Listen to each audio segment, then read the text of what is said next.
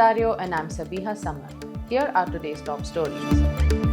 Uzbekistan's foreign trade turnover for the first half of 2024 reached $31.8 billion, marking an 8.5% increase compared to the same period in 2023. Exports accounted for $13 billion, a 5.5% rise, while imports grew by 10.6% to over $18 billion, resulting in a trade deficit of $5.8 billion. Kazakhstan has emerged as a key trading partner following China and Russia due to shared borders and liberalized economic relations.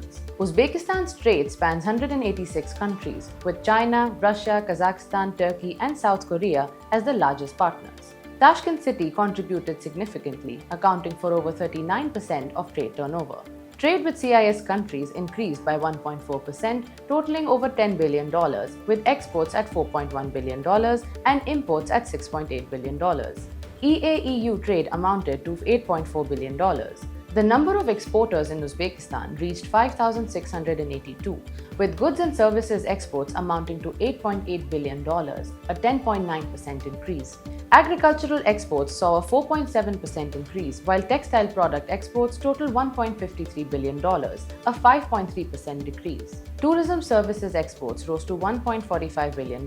Imports for the first half of 2024 totaled $18.8 billion, with machinery and transport equipment making up 36.1% and industrial goods 15.1%. The share of imports from CIS countries increased by 2.3%, making up 36.2% of total imports.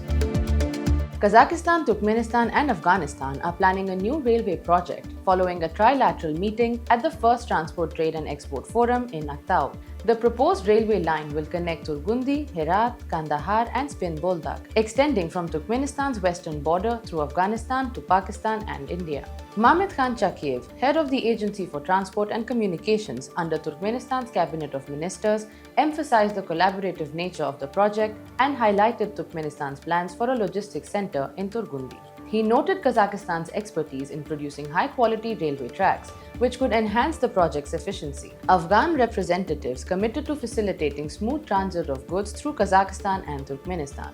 They also showed interest in importing Chinese goods via these routes, recognizing the corridor's potential benefits for all parties involved. Kazakh Deputy Prime Minister Sergey Zumangarin supported the initiative, viewing it as crucial for developing the Western Corridor. Zumangarin also met with an Iranian delegation to discuss progress on joint transport and logistics infrastructure development.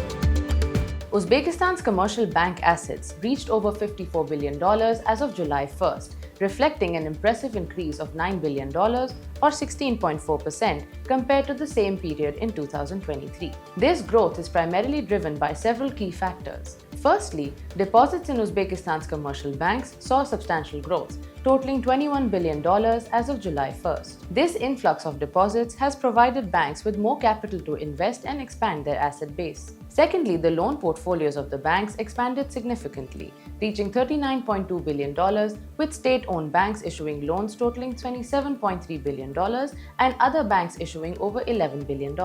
In the state-owned sector, the National Bank of Uzbekistan led with loans amounting to $8 billion, followed by Uzpromstroy Bank with $4.7 billion and Akro Bank with $4.6 billion.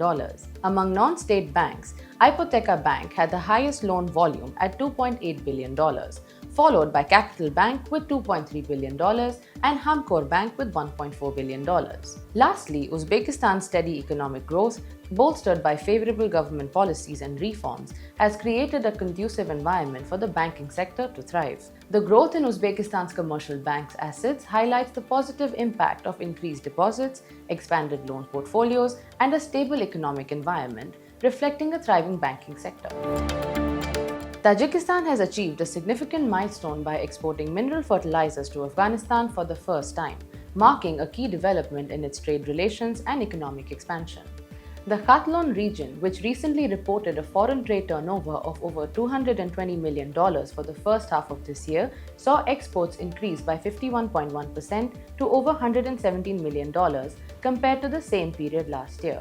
Among these exports, 626 tons of mineral fertilizers from the Azot plant in Khatlon were shipped to Afghanistan, valued at $169,000. Imports to Khatlon totaled over $107 million, while the region exported 13,700 tons of agricultural products, including onions, melons, and fruits. Despite a decrease in overall trade turnover with Afghanistan in 2023, which fell to approximately $97 million from $110 million in 2022, Tajikistan continues to diversify its exports. The country primarily exports electricity, cement, coal, and now mineral fertilizers, while importing fruits and vegetables from Afghanistan. In a recent statement during the second Shusha Global Media Forum on July 20th, Azerbaijan's President Ilham Aliyev voiced his support for a Republican administration in the upcoming US elections, expressing a preference for working with Donald Trump.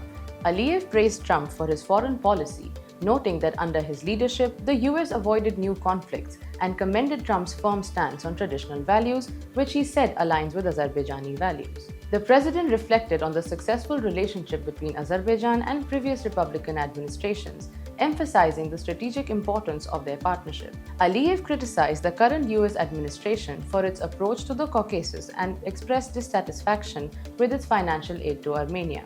He also pointed out what he described as a biased media coverage of Azerbaijan, particularly by the Washington Post and the New York Times. Aliyev hopes that the future US administration will better understand Azerbaijan's role and potential in the region.